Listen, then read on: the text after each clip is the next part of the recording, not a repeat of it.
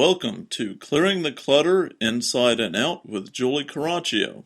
Every Tuesday at 1 p.m., Julie interviews experts on all areas of clutter: physical, mental, emotional, and spiritual. Learn easy to implement tips on how to release clutter and get organized to create the life you choose, deserve, and desire. An award-winning professional organizer and coach, Julie also shares suggestions to help you live clutter-free for a more joyful and fulfilling life. Are you looking for information on how to get organized and reduce clutter? Have you wanted to hire a professional organizer, but it's not in your budget? Do you just need some quick professional advice on clutter or organization? Our clutter-free living classes and how to organize your life office hours support you in becoming free, moving forward, and achieving success. Learn more at reawakenyourbrilliance.com. Happy New Year! Hello, 2015. I wanted to talk today about how resolutions can become clutter and some action items to keep you on track. For most of my life, I would write New Year's resolutions or goals for the entire year. I would start this process in December so I was ready to tackle everything on January 1st. I would design a colorful poster board where I could focus daily and be inspired. How wonderful that I could have a new beginning each year. Many times it would be abandoned or pushed to the wayside or recycled by the middle of the year, if not earlier, because it had become a burden and a reminder I wasn't accomplishing what I set out to do. I would then wait until January 1st when I could begin my life all over again.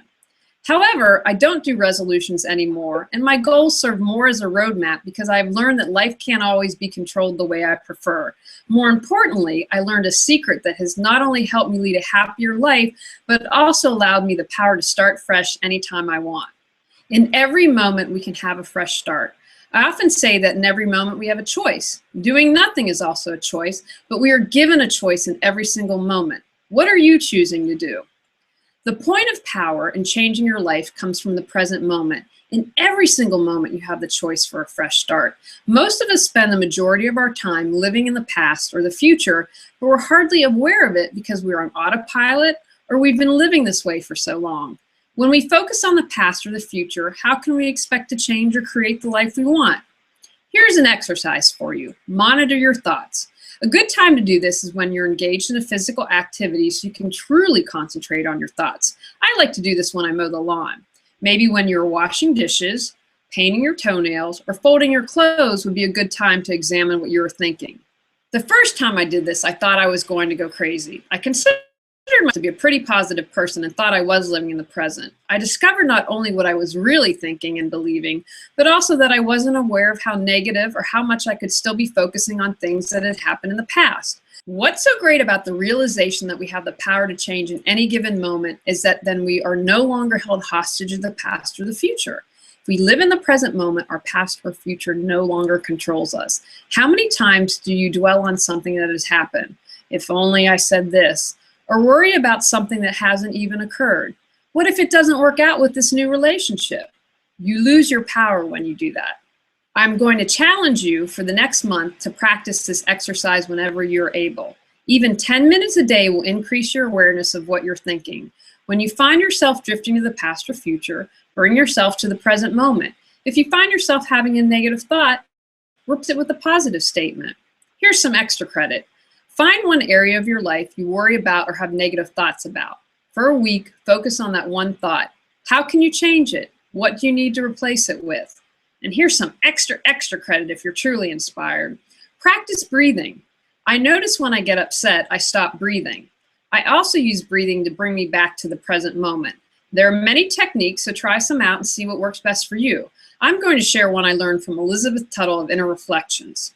Sit quietly. Close your eyes, breathe in through your heart, and bring the breath all the way to your belly. Feel your belly expand and breathe up through your heart, right past your heart into your high heart. Breathe out through the back of your heart.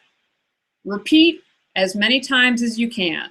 Remember to be gentle with yourself. You're on a journey and hopefully will always be learning and growing. I still struggle with some past moments and there are things I worry about in the future. However, by having a daily practice, this becomes easier. When you live in the moment, you're living life and being in the present moment.